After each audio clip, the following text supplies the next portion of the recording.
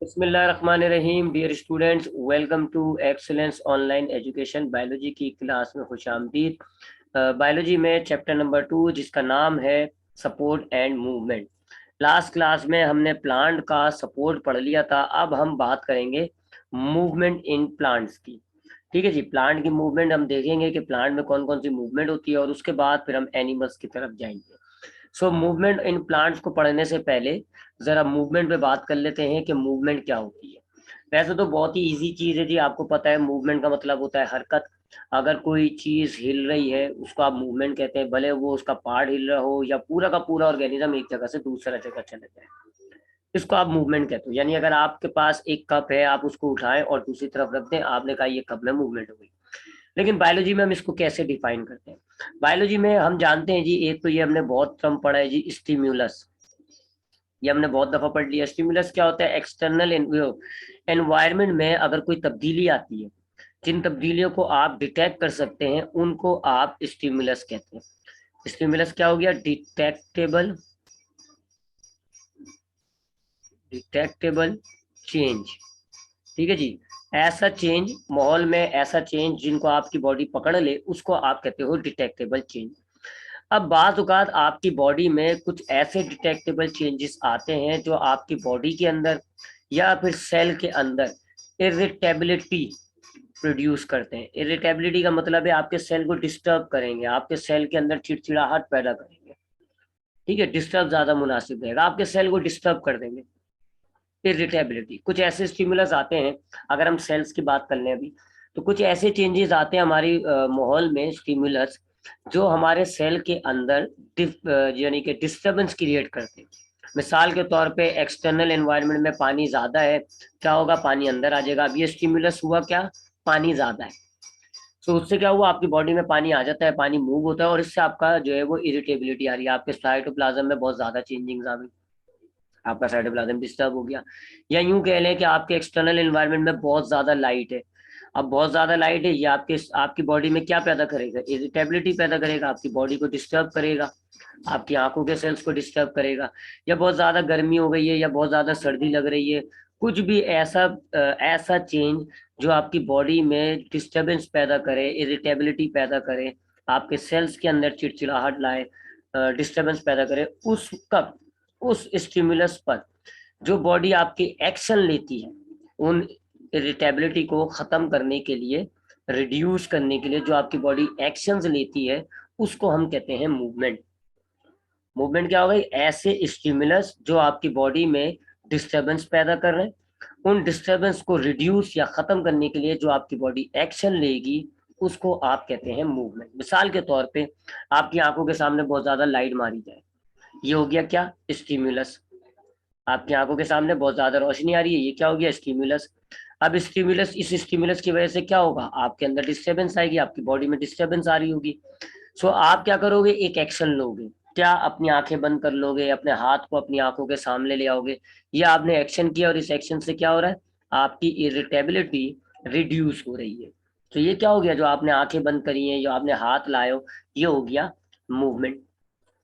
आपको प्यास लग रही है, पानी की कमी हो गई है आपके जिस्म में, आपको प्यास लग रही है, ये हो गया स्टिमुलस। अब इससे क्या हो रहा है? आपकी बॉडी डिस्टर्ब हो रही है, आपकी बॉडी के अंदर इरिटेबिलिटी क्रिएट हो रही है, आपको आपकी बॉडी में पानी का लेवल कम होता जा रहा है। आप पैरों से चलते हुए जाएंगे और पानी पीना शुरू कर देंगे। अब ये आपने एक जो एक्शन लिया है, ये क्या करेगा? ये एक्शन आपकी बॉडी में इरिटेबिलिटी कम करेगा, रिड्यूस करेगा, तो इसको आप कहोगे कि ये मूवमेंट हो गई। कोई बहुत ज्यादा आवाजें पैदा हो गई हैं, बहुत ज्यादा आपके माहौल में शोर हो रहा है, आवाजें आ रही है, स्टिमुलस हो गया।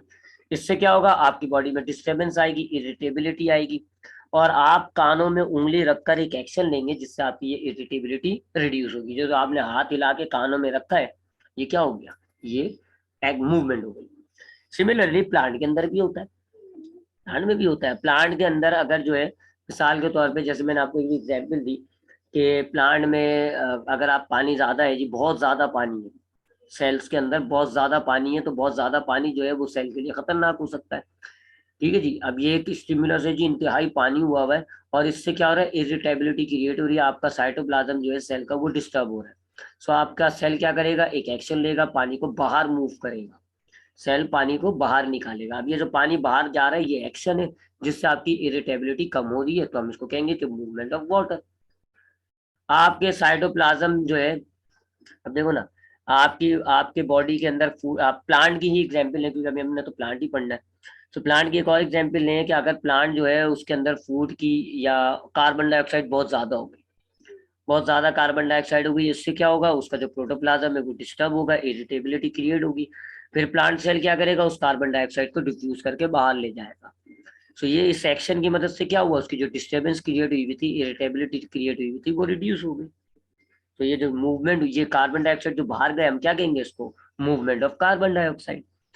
तो ये होता है जी मूवमेंट। मूवमेंट क्या है जी, अगर आपके माहौल में कोई तब्दीली आती है जिससे आपकी बॉडी में एक इरिटेबिलिटी क्रिएट हो, एक डिस्टर्बेंस क्रिएट हो, सो आपकी बॉडी कुछ एक्शंस लेगी और उन एक्शंस के नतीजे में आपकी बॉडी में जो डिस्टर्बेंस क्रिएट हुई है वो कम होना शुरू हो जाती है। तो उन एक्शंस को जिससे आपकी इरिटेबिलिटी रिड्यूस हो रही है उसको हम कहते हैं मूवमेंट।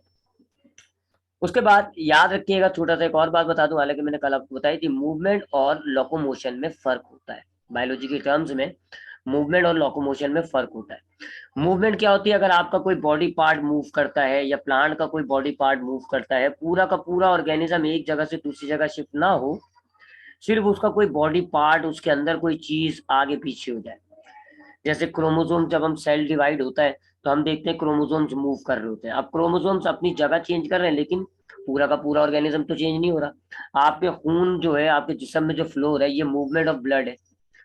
आपका ब्लड मूव हो रहा है लेकिन आप पूरा का पूरा ऑर्गेनिज्म चेंज, आप जो हाथ हिलाते हो, आपकी जो पलकें हिल रही हैं, आपकी जो जबान चलती है, ये सब मूवमेंट की कैटेगरी में आ जाएगा, क्योंकि इसके अंदर आपकी बॉडी बॉडी का कोई पार्ट हरकत शो जरूर कर रहा है लेकिन आपकी बॉडी अपनी पोजीशन को चेंज करके एक जगह से दूसरी जगह नहीं जाती। इसको हम कहते हैं मूवमेंट। जबकि लोकोमोशन क्या होता है, जिसके अंदर ऑर्गेनिज्म की पोजीशन चेंज हो जाए, यानी ऑर्गेनिज्म एक जगह से उठकर दूसरी जगह चला जाए, पूरा का पूरा ऑर्गेनिज्म शिफ्ट हो जाए, इसको हम कहते हैं लोकोमोशन। जो एनिमल्स होते हैं, लोकोमोशन सिर्फ उनमें पाया जाता है। एनिमल्स में जो है मूवमेंट भी होती है और लोकोमोशन भी होती है, लेकिन जो प्लांट्स होते हैं, plant shows only movement. Plant सिर्फ मूवमेंट शो करेंगे, उनके पार्ट्स मूव करेंगे, उनका कोई रूट हिल जाएगा, स्टेम हिलेगा, कर्वेचर आएगा, लेकिन पूरा का पूरा ऑर्गेनिज्म, पूरा का पूरा प्लांट एक जगह से दूसरी जगह चेंज अपनी पोजीशन नहीं करता। तो एनिमल्स के अंदर हम लोकोमोशन को देखेंगे लेकिन प्लांट्स में हमारे पास सिर्फ मूवमेंट मिलेगी, हमें लोकोमोशन नहीं होती।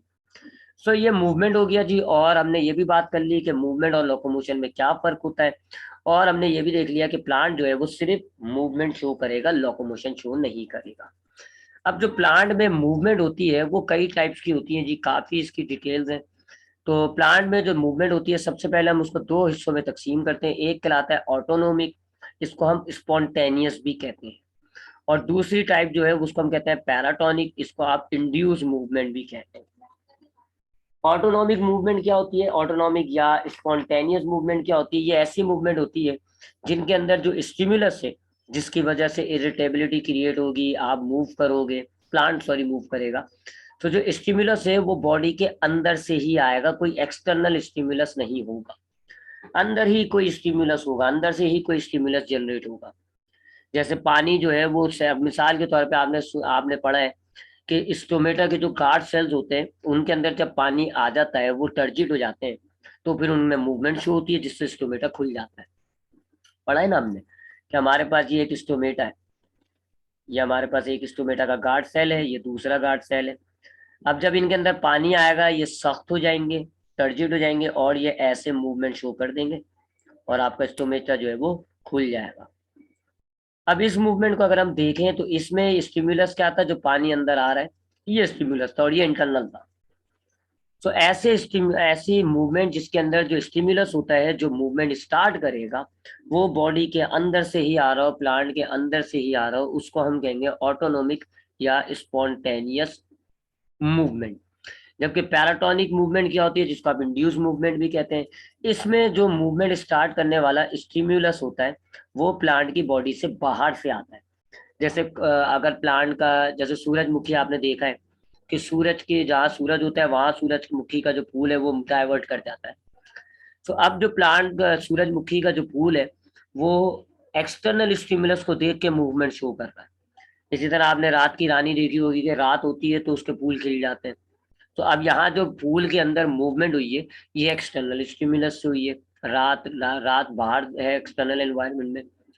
सो अगर जो स्टिमुलस मूवमेंट क्रिएट करते हैं वो बॉडी के अंदर से आ रहे होते हैं, तो इसको हम कहते हैं ऑटोनोमिक या स्पॉन्टेनियस मूवमेंट। और अगर स्टिमुलस मूवमेंट क्रिएट करने वाले स्टिमुलस बाहर से आ रहे होंगे, तो आप इसको कहेंगे पैराटोनिक और इंड्यूस। आज हम बात करते हैं ऑटोनोमिक या स्पॉन्टेनियस की। अब ये जो ऑटोनोमिक या स्पॉन्टेनियस है, इसकी मजीद दो टाइप्स हैं।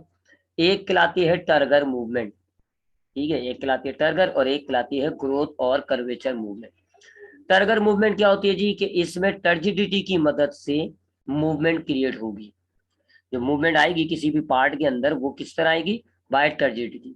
मिसाल के तौर पे ये आपके पास एक स्टेम है और इसमें एक ये लीव है, और इसके अंदर जो है वो बिल्कुल हमारे पास फ्लैसेड लीव है जी, लटका हुआ है। इसके सेल्स बड़े वीक है, यानी इनके सेल्स के अंदर वैक्यूल में पानी नहीं भरा हुआ, इसलिए ये वीक हुआ है। अब आपने क्या डाला, आपने इसको पानी वानी डाला, क्या होगा जी, पानी आपके इन सेल्स के अंदर आ जाएगा और ये जो सेल्स हैं ये टर्जिट हो जाएंगे, इनका वैक्यूल फूल जाएगा ऐसे। और फूलने से क्या होगा, ये वॉल पर प्रेशर अप्लाई करेगा, जिससे वॉल जो है वो सख्त हो जाएगी और अल्टीमेटली ये पूरा ये जो सेल है ये सख्त हो जाएगा, हार्ड हो जाएगा। इस प्रोसेस को हम कहते हैं टर्जिडिटी। और टर्जिडिटी की मदद से क्या होता है जी, कि जो सेल्स होते हैं वो हार्ड हो जाते हैं, सख्त हो जाते हैं। अब जैसे हमने पानी डाला, आपका ये पानी यहाँ डिफ्यूज चलता हुआ यहाँ जब लीव में आएगा, तो यहाँ लीव के सारे सेल्स क्या हो जाएंगे, पानी अपने अंदर स्टोर करेंगे, जिससे वो क्या हो जाएंगे, टर्जिट सख्त। और फिर हम क्या देखेंगे, हम लीव में एक मूवमेंट देखेंगे कि लीव हमारा जो है वो ऐसा हो जाएगा, ठीक है जी, बिल्कुल नॉर्मल हो जाएगा, लाइन में आ जाएगा। अब आप ये देखें, यहाँ लीव जो है वो मूव किया है, और किस वजह से मूव किया है, टर्जिडिटी की वजह से। लीव के सेल्स ने टर्जिडिटी की, जिसकी वजह से आपके लीव के अंदर मूवमेंट हो गई। तो इसको हम कहते हैं turgor movement, that is called turgor movement. तो ये पहली टाइप होती है ऑटोनोमिक या स्पॉन्टेनियस की, टर्गर मूवमेंट। इसके अंदर जो स्टिमुलस है वो क्या होगा, वो टर्जिडिटी होगा जी, आपके टर्जिडिटी की मदद से एक मूवमेंट क्रिएट होगी। दूसरी टाइप जो होती है ऑटोनोमिक या स्पॉन्टेनियस की, इसको हम ग्रोथ एंड कर्वेचर मूवमेंट कहते हैं। ग्रोथ का मतलब होता है जी कद बढ़ना, जबकि कर्वेचर का मतलब होता है कर्व आ जाए। अगर किसी भी पार्ट में ऐसे ये पार्ट चल रहा है, इसमें ये कर्व आना शुरू हो जाए ना, इसको आप कहते हो कर्वेचर। तो ग्रोथ मतलब ये जैसे चल रहा है, ये ग्रोथ हो रही है जी इस लाइन की, और कर्वेचर मतलब ऐसा कर्व आ जाए। सो ऐसी मूवमेंट जिसमें ये दो चीजें शो हो रही हो, एक मूवमेंट हो रही है, ग्रोथ हो रही हो, प्लांट का कोई पार्ट बढ़ भी रहा होगा, और फिर क्या होगा, कर्व आना शुरू हो जाएगा, उसको हम कहते हैं ग्रोथ एंड कर्वेचर मूवमेंट। ठीक है, यानी कि प्लांट का कोई पार्ट जो है वो ग्रोथ भी कर रहा होगा, बढ़ भी रहा होगा, और फिर थोड़ी बाद क्या होगा, उसके अंदर कर्व आना शुरू हो जाएगा। अगर सिर्फ ग्रोथ होती रहे ना, तो ये वाली मूवमेंट नहीं है, फिर वो भी ग्रोथ मूवमेंट नहीं है। अगर कर्व आएगा ना, तो फिर वो कहलाएगी ग्रोथ एंड कर्वेचर मूवमेंट। अब ये होता क्यों है जी, ये होता है due to difference in the ratio of growth of part. ठीक है जी, ये जो डिफरेंस आएगा जी, आपके जो भी पार्ट होगा उसकी ग्रोथ में डिफरेंस आएगा। मिसाल के तौर पे ये आपके पास रूट है जी, और इसके दो सिरे लगा लेते हैं। एक ये वाला है जी नंबर 1 पार्ट, एक ये हिस्सा है जी नंबर 2, या यूं कह लें कि ये राइट साइड है या लेफ्ट साइड है। अब दोनों ग्रोथ करते हैं जी, दोनों के सेल्स अलग अलग होते हैं जी, यहाँ के सेल्स अलग हैं, यहाँ के सेल्स अलग है, दोनों ग्रोथ करते हैं। सपोज करें जी दोनों साथ साथ ग्रोथ कर रहे हैं, साथ साथ ग्रोथ कर रहे हैं। अभी क्या है जी, इनके अंदर कोई डिफरेंस नहीं आया हुआ, इनके ग्रोथ में कोई डिफरेंस नहीं आएगा। साथ साथ ग्रो कर रहे हैं तो ठीक है जी, सीधा सीधा जाएंगे। अब क्या होगा जी, सपोज करें अब यहाँ ग्रोथ में डिफरेंस आ जाता है, राइट पार्ट ज्यादा ग्रोथ करे, लेफ्ट पार्ट जो है वो थोड़ा सा कम ग्रोथ करे। तो अब क्या होगा, जब एक डिफरेंस आ जाएगा ना दोनों पार्ट्स में, ग्रोथ में दोनों पार्ट्स की ग्रोथ में डिफरेंस आएगा, तो अब क्या होगा, कर्व होना शुरू हो जाएगा, ये ऐसे करना जाना शुरू हो जाएगा, ये ऐसे, और ये आ जाएगी कर्वेचर, आगे कर्वेचर। सो ग्रोथ हो रही थी, जैसे पार्ट्स के अंदर डिफरेंस इन ग्रोथ आया, तो फिर अब आपका जो है वो पार्ट कर्व होना शुरू हो गया। इसको हम कहते हैं ग्रोथ एंड कर्वेचर मूवमेंट। ये क्या शो कर रहा होता है, कर्वेचर शो कर रहा होता है। कहाँ होगा ये, रूट्स में भी होता है, स्टेम में भी होता है, और लीव में भी होता है, बर्ड्स में भी होता है। तो पहली टाइप कौन सी हो गई, ऑटोनोमिक की। मैं दोबारा रिपीट करता हूँ, ऑटोनोमिक क्या है जी, ऐसी मूवमेंट जिसके अंदर जो स्टिमुलस होता है वो बॉडी के अंदर से ही आ रहा होता है, कोई एक्सटर्नल स्टिमुलस नहीं होगा। ठीक है जी। इसमें पहली टाइप हो गई टर्गर मूवमेंट। टर्गर मूवमेंट के अंदर टर्जिडिटी शामिल होती है। टर्जिडिटी होगी, सेल्स के अंदर टर्जिडिटी क्रिएट होगी, जिसकी वजह से आपका जो प्लांट का पार्ट है वो थोड़ी सी मूवमेंट शो करेगा, तो उसको आप कहेंगे टर्गर मूवमेंट। ग्रोथ और कर्वेचर मूवमेंट क्या है जी, कि अगर हमारे पास प्लांट का कोई पार्ट है, जैसे कि रूट है, स्टेम है, लीफ है, बड है, ये ग्रोथ कर रहा है, लेकिन अगर इनकी साइडों के अंदर, जैसे लेफ्ट साइड है, राइट साइड है, पहले तो दोनों ये सेम ग्रोथ कर रहे होते हैं, कोई डिफरेंस नहीं होता, तो बिल्कुल सीधा सीधा ग्रोथ करेगा।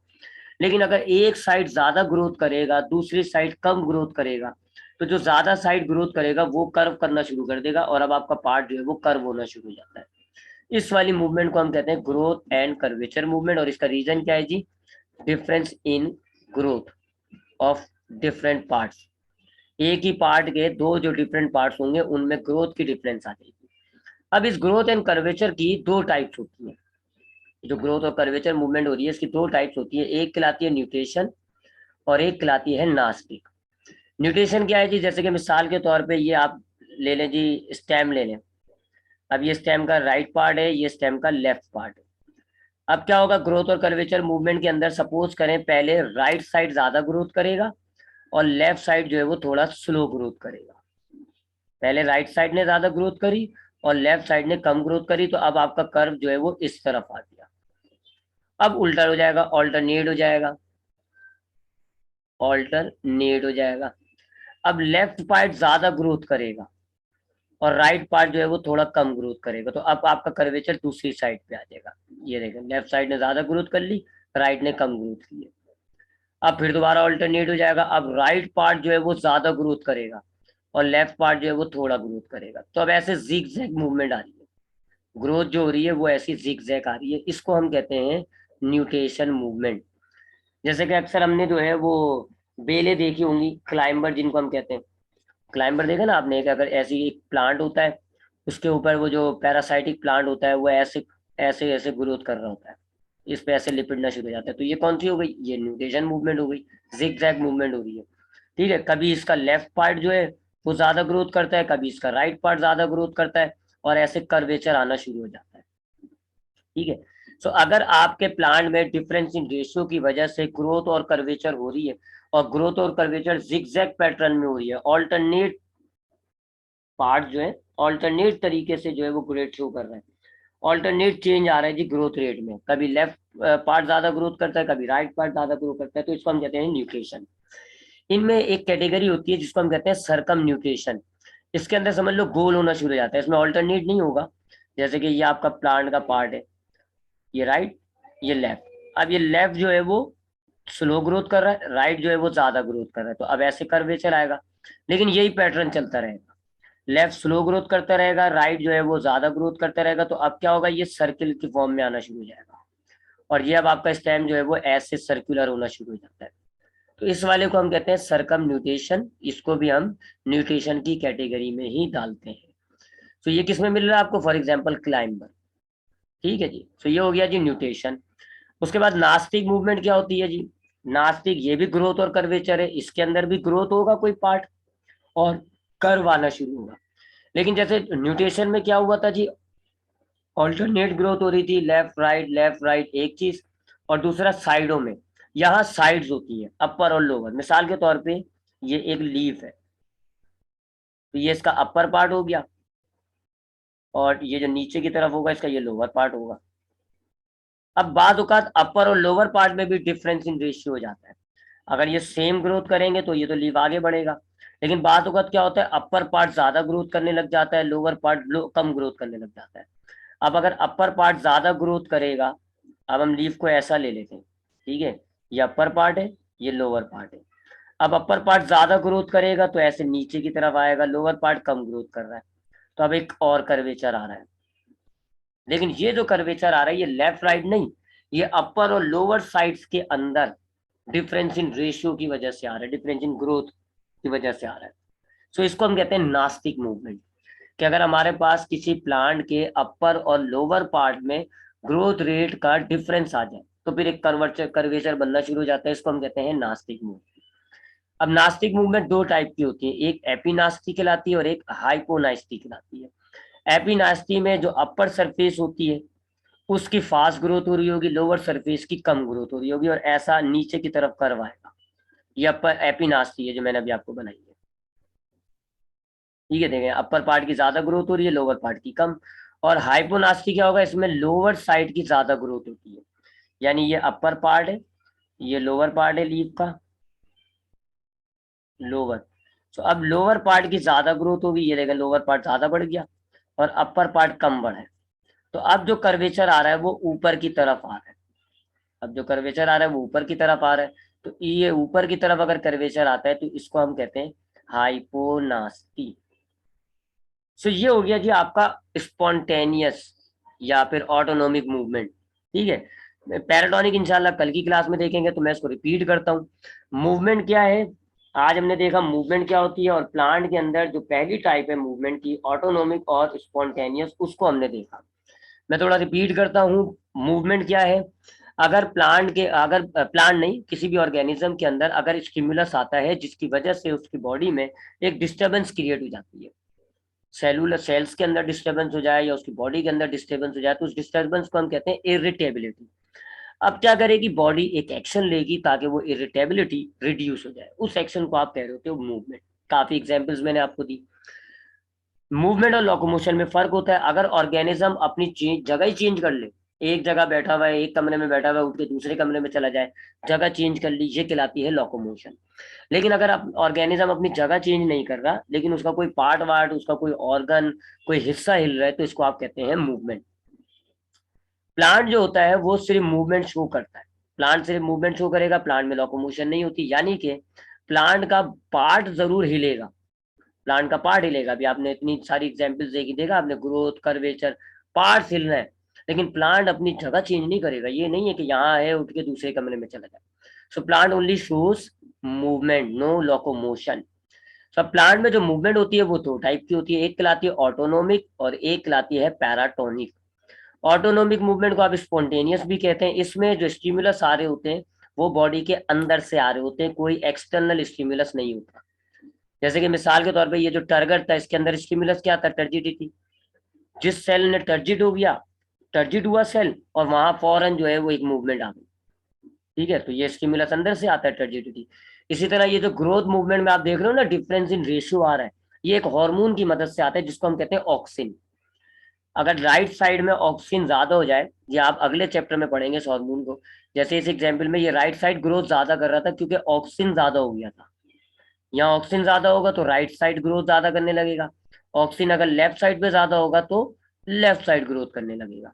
तो यहाँ जो डिफरेंस इन ग्रोथ आ रहा है वो आ रहा है जी एक हार्मोन की मदद से, और वो हार्मोन कोई बाहर से नहीं आता, वो अंदर से ही बनता है।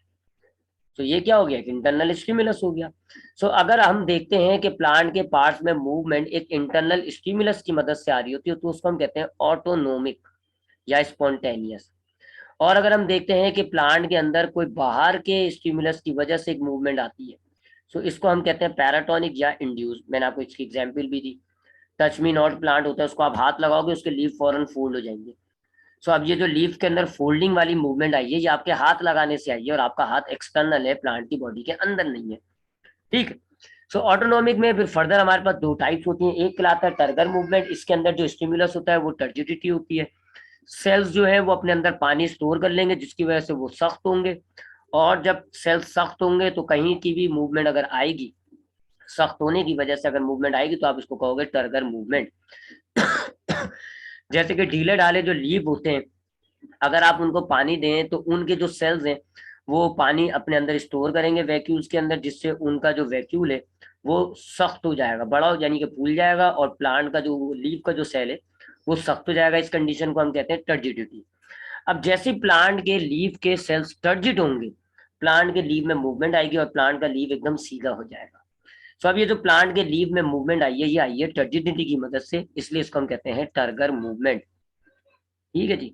जबकि ग्रोथ और कर्वेचर मूवमेंट क्या होती है जी, अगर आपके प्लांट के किसी पार्ट में ग्रोथ हो रही है और उसके अंदर एक कर्वेचर डेवलप हो रहा है, वो कर्व होता जा रहा है आहिस्ता आहिस्ता, तो इसको हम कहते हैं ग्रोथ एंड कर्वेचर मूवमेंट। ये क्यों होती है, कोई भी प्लांट का पार्ट है, उसके दोनों साइडों में या ऊपर नीचे डिफरेंस इन ग्रोथ हो जाएगा। यानी लेफ्ट और राइट जो है, यहाँ लेफ्ट ज्यादा ग्रोथ करने लगेगा, राइट कम ग्रोथ करने लगेगा, तो डिफरेंस क्रिएट हो जाएगा। सो उसकी वजह से कर्व आना शुरू हो जाएगा। अगर डिफरेंस क्रिएट नहीं होगा तो सिर्फ ग्रोथ होगी, कर्वेचर नहीं होगा। लेकिन अगर जैसे डिफरेंस हो जाएगा, एक हिस्सा ज्यादा ग्रोथ करने लगेगा, दूसरा हिस्सा कम ग्रोथ करने लगेगा, तो फिर ये ग्रोथ एंड कर्वेचर मूवमेंट हो जाती है। इसमें फिर हमने दो टाइप्स देखी, एक होता है न्यूटेशन, एक होता है नास्टिक। न्यूटेशन में जो आपके पास ये जो डिफरेंस आ रहा है ग्रोथ के अंदर, ये ऑल्टरनेट स्टाइल में आता है। यानी पहले राइट साइड ग्रोथ करेगा, फिर लेफ्ट साइड ग्रोथ करेगा ज्यादा, फिर राइट, फिर लेफ्ट। इससे जो आपका प्लांट का पार्ट होगा वो एक जिगजैग पैटर्न पर ग्रोथ करेगा। इसको आप कहते हैं न्यूटेशन। इसमें हम सरकम न्यूटेशन भी डाल देते हैं, जिसके अंदर डिफरेंस इन ऑल्टरनेट डिफरेंस तो नहीं आता, एक ही पार्ट ज्यादा ग्रोथ करता रहेगा, एक पार्ट कम ग्रोथ करता रहेगा और सर्कुलर पैटर्न में आ जाएगा। तो उसको हम सरकम न्यूटेशन कहते हैं, वो न्यूटेशन की ही टाइप में डाल दिया जाता है। जबकि नास्टिक के अंदर क्या होगा कि लेफ्ट राइट नहीं, बल्कि एक पार्ट का ऊपरी और नीचे हिस्सा जो होगा, अपर एंड लोअर पार्ट, इसके अंदर डिफरेंस हो जाएगा ग्रोथ के अंदर। या तो अपर पार्ट ज्यादा ग्रोथ करने लगेगा या लोअर पार्ट ज्यादा ग्रोथ करने लगेगा, ऐसा डिफरेंस क्रिएट हो जाएगा अपर एंड द लोअर साइड। और इसकी वजह से भी कर्वेचर आना शुरू हो जाएगा। अब कर्वेचर अगर नीचे की तरफ आ रहा होता है तो उसको हम कहते हैं एपिनास्टी, अगर ऊपर की तरफ आ रहा होता है तो उसको हम कहते हैं हाइपोनास्टी। एपिनास्टी का रीजन क्या है जी, अपर पार्ट में ग्रोथ ज्यादा होना शुरू हो जाती है, जिसकी वजह से नीचे की तरफ कर्वेचर आता है। और हाइपोनास्टी का रीजन क्या है जी, लोअर पार्ट में ग्रोथ ज्यादा हो जाती है, जिसकी वजह से लोअर कर्वेचर जो है वो ऊपर की तरफ जाने लग जाता है। सो ये हो गया ऑटोनोमिक। अब इंशाल्लाह कल की क्लास में हम पैराटोनिक देखेंगे, क्योंकि पैराटोनिक भी उसमें ऐसे सिमिलर सिमिलर वर्ड्स आएंगे, वहां पे भी नास्टिक आ जाएगा, वहां पे भी ग्रोथ आ जाएगा। सो अब चूंकि मिक्सअप ना हो जाए, लिहाजा पैराटोनिक को इंशाल्लाह अब हम कल की क्लास में देखेंगे।